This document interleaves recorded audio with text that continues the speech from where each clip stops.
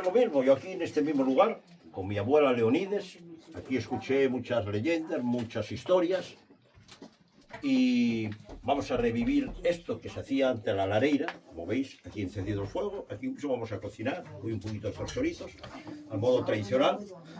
Y hoy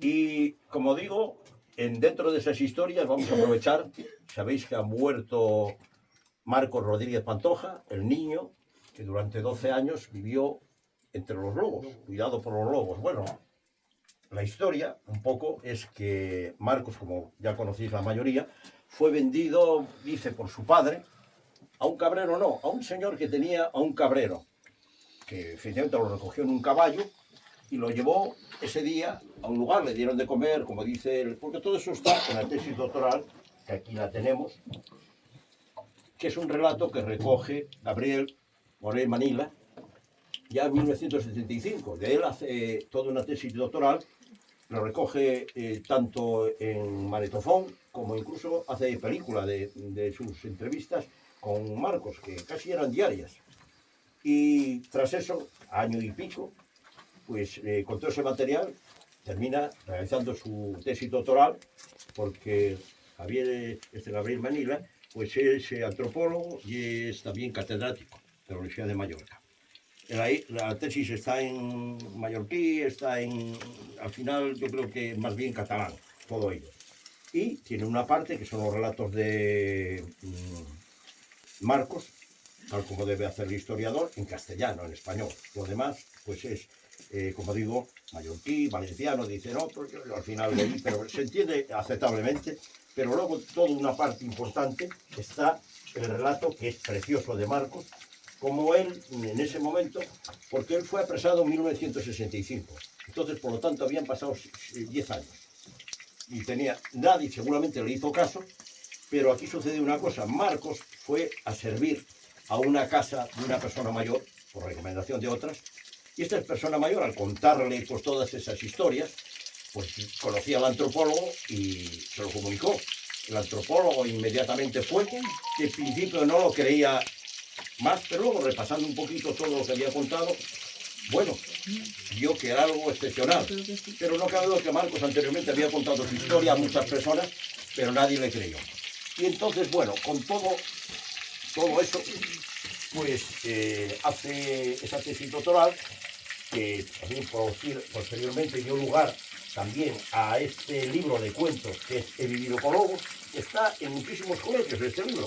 Yo, de hecho, cuando fuimos a dar charlas en colegios tanto de Galicia como de Asturias, los niños tenían como lectura recomendada, no obligada, pero casi obligada, porque los tenían todos, el libro. Cuando nosotros llevamos a Marcos y dieron al héroe en persona, como digo, muchos niños lloraron, todos, los profesores. Bueno, entonces, como digo, el señor este que fue a cuidar Marcos, pues llamó al antropólogo, empezó a grabar todo eso y a tener unos encuentros periódicos con Marcos, y después posteriormente en 2010 fue cuando dio lugar a la película Entre Lobos, que ha tenido trascendencia mundial, podemos decir. Es una producción hispano-alemana con la participación de Televisión Española. En aquel momento, cuando yo tengo los datos ahí, había costado la película 4,5 millones, llevaba recaudado 16. Es fácil que ahora sobrepase a lo mejor los 100. Es decir, se ha sacado. Es una película muy bonita, el que no haya tenido oportunidad, Entre Lobos, y se puede, yo creo, que descargar incluso por internet. Bueno, la cuestión es que entre todo ese material que tenemos aquí, la tesis doctoral y todo esto, bueno, estas fotos son las que conocemos todos por los medios de comunicación, que es las que más se difunden. Y aquí tengo, como digo, la tesis doctoral, que es esta. Y voy a leer, aunque solo sea unos párrafos, porque está transcrito literalmente, como se lo contó, y es precioso. Por donde lo abra, es precioso. Desde cómo lo apresan, así el recordatorio, por si no abro por esa página, es decir, un guarda forestal lo ve, seguramente lo había visto más veces, pero al final lo ve, en una ocasión y avisa a la Guardia Civil. La Guardia Civil entonces va para detenerlo. Le echan un lazo, así lo cuenta él. Y lo apresan como al ganado, ¿no? Y porque el hombre estaba bravo, andaba a 4 piernas, tenía 4 patas, tenía el pelo hasta abajo, y no sé. De hecho, figura ahí que mordió hasta en la mano, vamos, en lo que eran las mangas de Guardia Civil. Entonces lo que hacen es atarlo, lo amordazan y lo llevan atado hasta el pueblo. Lo que hacen en el pueblo es llevarlo al, digo, este es un episodio, decir resumido, al peluquero. Él cuando vio el peluquero y vio una silla que giraba, se subió a ella y empezó a atar. Y entonces el peluquero tal, llegó el momento que sacó la navaja para afeitarlo, para cortar el pelo. Y él cuando vio aquello, lo asoció con el cuchillo que tenía para matarlo y se tiró al peluquero. Gracias que vino la Guardia Civil que estaba en la puerta. Luego lo mismo lo llevó a algún zapatero, claro, a poner, vamos, a una tienda de zapatos. Y así describe, pero lo describe tan bonito, como él lo vivió. Porque el final de la tesis doctoral, al final él dice, bueno, tal vez esto sea realidad, pero si no lo fue, mucho de ello le sirvió a él para escapar de su soledad. Porque él describe y todo, cómo llegó a encender fuego, cómo cazaba, cómo pescaba. Eso se puede ver incluso en televisión española, que le hizo tal, y se ve, hacía, todavía lo vi ayer otra vez, repasando, hacía en el río como una oquedad, ponía unas piedras alrededor, metía, creo que era carne de un conejo, los peces se metían para comer la carne, y él desde arriba cogía una piedra, ¡paz! Y los machacaba a los peces. Tenía otros procedimientos, pero bien como cazaba. Entonces, yo tuve la suerte, como digo, de pasar con él en la Casa Museo. Estuve 3 días, Casa Museo Paz de la Cruz, estuve 3 días y estuvimos en diferentes lugares, entre ellos el Pazo de Mosca, que acabo de encontrar, dando charlas y demás en Cinzo, en Covero, como digo, y demás. En Asturias lo mismo, estuvimos en la mayor de las residencias de ancianos, que era la de las Américas, los ancianos desamparados en el Naranco. Posteriormente, ese mismo día, la televisión de Asturias lo sacó en los informativos, y posteriormente en otro programa, y eso dio pie a que la Nueva España, que es el diario más importante, que ahí está la página completa, pues sacara un reportaje, que era un doctorado, y El Comercio, que es otro de los diarios más importantes. Luego nos llamaron del Seprona, y fuimos a la delegación del Seprona, bueno, al cuartel de la Guardia Civil, donde estaba el apartado dedicado al Seprona. Allí coincidimos con un desfile para recibir una autoridad y sabe Marcos a buscar las fotos, pareciendo que le rendían un homenaje a él, pero bueno, tuvimos las atenciones, etcétera, del Seprona y el interés del Seprona por este personaje, claro, conocía todo el mundo. Y posteriormente también le presenté a miembros de la Universidad de Oviedo, que hubiera ido a la universidad posteriormente con esta charla. Y bueno, ese contacto de días con él, una persona que, claro, a mí yo creo que no estaba preparado, pocas personas, para tratar con una persona que, claro, tiene esos comportamientos muy diferentes a nosotros en muchas cosas. Pero sí, el policía que lo trajo, porque también, ¿cómo llegó Arrante Marcos? Marco llegó errante porque, creo que lo Tenerife, esto conoció un policía, amigos, se hicieron amigos, y cuando se retiró el policía lo trajo para adelante. Porque hay otro episodio ahí también que yo considero curioso, que Oliveros, el director de cine, cuenta cómo él conoció a Marcos. Es decir, él leyendo un periódico que había una persona, no sé qué país, que había vivido con los animales también, y leyéndolo lo remitieron a una página web que hay en Estados Unidos donde figuran las personas que han vivido con animales. Y cuando empieza a repasar encuentra a Marcos Rodríguez Pantoja, tal Córdoba y tal. Y él, que es cordobés, a buscarlo. Entonces, estuvo buscándolo creo que un año aproximadamente, pero no aparecía allí porque no estaba. Y contrató un detective y el detective sí lo localizó en Rante, por esa razón. Él, en Rante, que ahora acaba de ayer, pasó 25 años. Al final fue un miembro más del pueblo, que fui allí varias veces al bar y todo donde él paraba.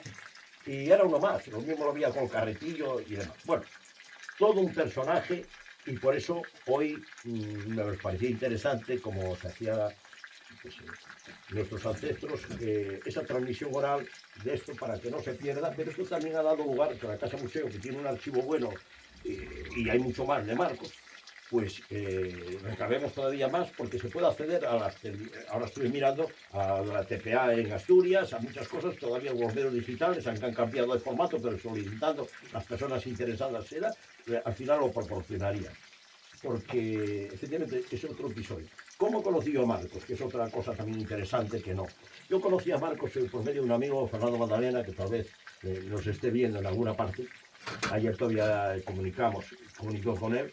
Y Fernando Magdalena, el amigo, me lo presentó. Había dado una conferencia, una charla en la Comunidad de Montes. Pero a mí, según me contó, porque Marcos también, con cierta precaución, vamos, hay que... le llevaron allí, no le pagaba nada, por lo que se desprende. Le dieron un bocadillo para comer y lo dejaron en una parada de autobús. Según contó él, porque yo lo conocí allí. Posteriormente, yo iba a comer y lo invitaba, pero yo no, es que me comí con esto. Luego me contó.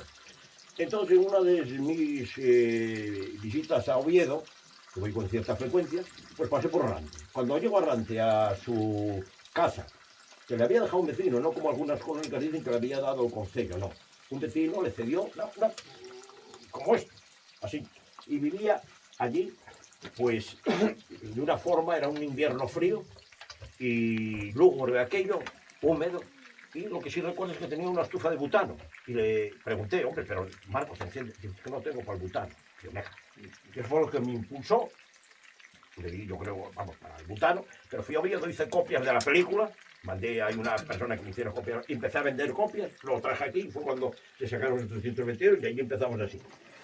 Y bueno, eso fue el contacto con él y luego posteriormente pues ya quedamos como amigos, yo hice de él como un poco de representante, teníamos demanda de charlas en colegios, de hecho dijo una directora, si no mandan de Asturias tenemos aquí para todo el año, porque se llegaron a llenar los flores, los salones de teatros y demás.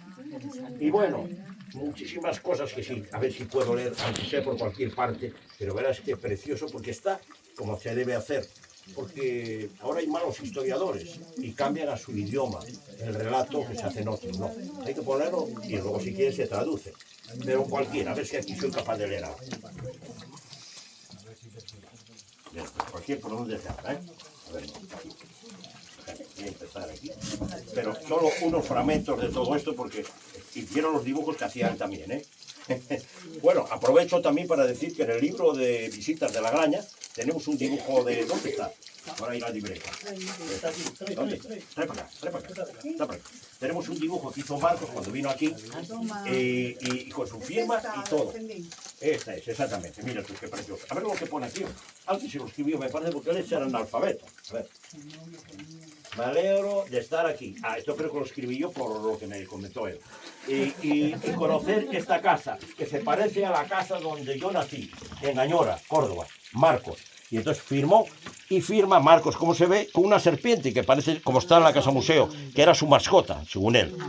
Y mírate, que plantitas y todo. Así que tenemos una joya aquí en la casa museo Leonides, en el libro de visitas, que Caballero nos ha localizado, lo tenemos aquí. Bueno, pues son unos fragmentos, aunque solo sea de la tesis doctoral, como digo, el relato de Marcos. Mira, empieza así, esta vez. Yo estaba en un pueblo, Añora. Estábamos en Madrid y perdí a mi madre. No me acuerdo de cómo era. Era alta, fina, por una foto, dice. Allí mi padre se casó de segunda. No se juntó, no, dice. Bueno, no sé si dice, no, se juntó, sí. Se casó de segunda, no, dice, no, se juntó. No se juntó, no sé qué, no. No se juntó. Bien, está bien. Creo que vive. No sabía si el padre vivía. Mi hermano, el pequeño, lo recogió una tía mía a Madrid. Se quedó mamando y el mayor se lo llevó un tío mío a Barcelona. Yo tengo 30, voy a cumplir, dice, en ese momento. No sé de cuántos me llevaría, porque así tal lo dice. Y yo me fui con mi padre al pueblo. Yo era pequeño, tendría 5 años. Me acuerdo porque me pegaba unas palizas de miedo. La mujer que estaba con mi padre, porque me pegaba unas palizas de miedo, la mujer que estaba, porque ella llevaba un hijo también. Marchamos de un pueblo a Fuencaliente, provincia de Jaén, por cierto, que había un peñasco atado con cadenas porque si caía, adiós pueblo. Fíjate. Estaba en la sierra, un peñasco grande, grandísimo, como 5 metros de ancho. Se marcharon porque no tenían trabajo, se fueron a hacer carbón y ella me hacía robar bellotas y el día que no traía un saco de bellotas me pegaba una paliza y no me daban de comer. Vivimos en una choza hecha de palos con monte, varios palos y cubiertos de piedras y tierra, palos y luego un monte encima, y luego sacos de paja. Hasta que un día llegó un señor con un caballo y estuvo hablando con mi padre. Le dijo, tanto dinero le doy por llevarme a este chico. No sé lo que le pagarían. Yo entonces no conocía el dinero. Entonces me cogió, me montó en el caballo, un caballo colorado con un lunar aquí en la frente blanco. El señor era grueso, no me acuerdo, yo lo vi tampoco. Entonces me llevó a su casa y me hartaron de comer, y cuando anocheció, para que yo no supiera el camino, me llevaron a Sierra Morena, donde se escondía Diego Corrientes, en un valle entre dos sierras, a 4 kilómetros de Foncaliente. No me acuerdo qué comí. Me pusieron un plato de chorizo, tocino, morcilla, tasajo de ciervo, carne preparada que la secaban al aire. Me dieron un pan de esos grandes, muy grande, y yo no podía partirlo, tuve que llamar. No había nadie junto a mí. Todos me miraban de la forma que comía. Cuando 4 o 5 había. Cuando anocheció montamos en el caballo y me llevaron a la sierra entre la Virgen de la Cabeza y Foncaliente. Aquello era una casa grande. Comí en una cocina grande. Había unos troncos de encina, un perro y 2 gatos, un perro lobo grande. No me acuerdo cómo eran los gatos. Yo aquello lo extrañaba, era tan pequeño, no había estado nunca. Me llevaron a la sierra a una cueva. Salió un viejecito con barba que llevaba unos zapatos de corcho. Había lobos, aullando, zorras, cabras, montes, cuervos, los venados. Entonces, por la noche yo oía estos animales y tenía miedo. Salió este viejecito y me dejaron allí con el viejo. Bueno, sigue el relato todo, pero lo que dicen la mayoría de las crónicas, que son fuentes que al final, es que lo cogió un cabrero. No, lo cogió un señor que tenía un cabrero, con 300 cabras. Entonces el señor lo llevó por la noche para que el tío no supiera volver y lo llevaron. Entonces al final, aquí en el relato, siguiendo, él dice que un día el viejecito desapareció, no sabe si se marchó, dijo, vete que voy yo ahora y tal, y marchó, y tal. Pero otro posteriormente dice que lo comieron los cuervos. Pero el caso es que quedó solo, y ahí empieza la aventura de Marcos. Que al final, pues él describe cómo hizo... A ver, esa puerta. Nada, pues fuera. Hay que aprender. Bueno, pero si pues es que si abrimos, entonces ya hay humo. Mira que lo dije 20 veces.